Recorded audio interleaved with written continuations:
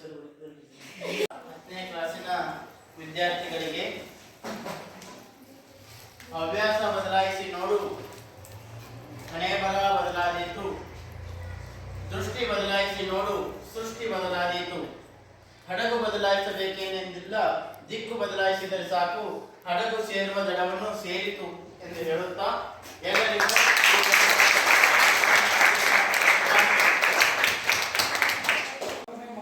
ಹೊಸ ವರ್ಷದ ಶುಭಾಶಯಗಳನ್ನು ತಿಳಿಸುತ್ತೇನೆ.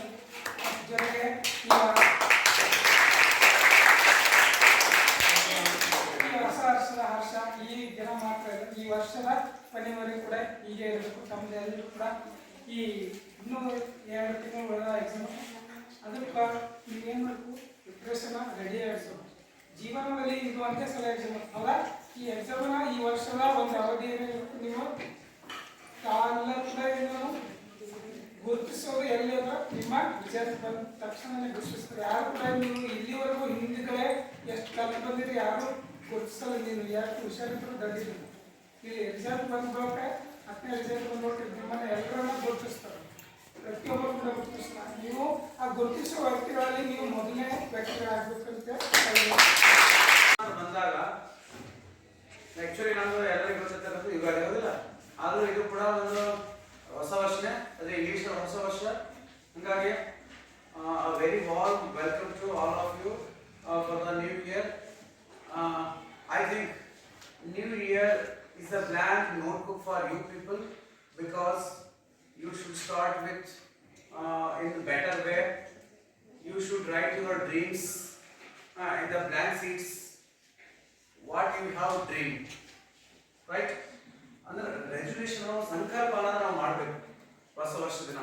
ಏನಂದ್ರೆ ನಾನು ಮೊದಲಿಗೆನ ಇನ್ನೂ ಉತ್ತಮನಾಗ್ತೀನಿ, ಇನ್ನೊಬ್ಬರ ಜೊತೆ ಕಾಂಪಿಟೇಷನ್ ಬೇಡ, ನಮ್ಮ ಒಳಗೆ ನಾವು ಹೋರಾಟ ಮಾಡಬೇಕಲ್ಲ, ನಮ್ಮ ಒಳಗೆ ನಾವು ಒಂದು ಸಂಕಲ್ಪ ಮಾಡಬೇಕಾದ್ರೆ ಇನ್ನೂ ನಾನು ಉತ್ತಮವಾಗಿ ಕೆಲಸ ಮಾಡ್ತೀನಿ ಅನ್ನುವಂಥ ಮನೋಭಾವ ನಮ್ಮಲ್ಲಿ ಬರಬೇಕು. ಆಮೇಲೆ ನಮ್ಮ ತಂದೆ ತಾಯಿಗಳು ಪ್ರತಿ ಕ್ಷಣ ನೀವೆಲ್ಲರೂ ನೆನೆಸ್ಕೋಬೇಕು. ನಾನು ಯಾಕಂದ್ರೆ ಅವ್ರ ಕಷ್ಟ ನೆನೆಸ್ಕೊಂಡಾಗೆಲ್ಲ ನೀವು ಓದ್ಬೇಕನ್ನೋದು ನಮ್ಗೆ ಬರಬೇಕು. ಜೊತೆಗೆ ನಾವು ಯಾವತ್ತೂ ಕೂಡ ಲಾಲ್ ಬಹದ್ದೂರ್ ಶಾಸ್ತ್ರಿ ಹೇಳಿರುವಾಗ ನಮಗೆ ಹಿಂಗಾಗ್ಬೇಕು, ಹಿಂಗಾಗಬಾರ್ದು.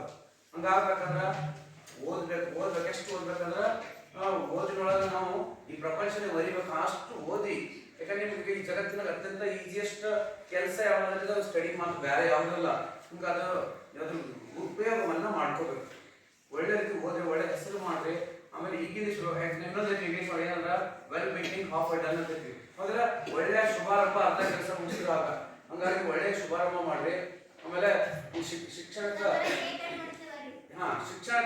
ಈ ಜಗತ್ತನ್ನೇ ಬದಲಾಯಿಸುವ ಶಕ್ತಿ ಇದೆ, ಹೌದಿಲ್ಲ.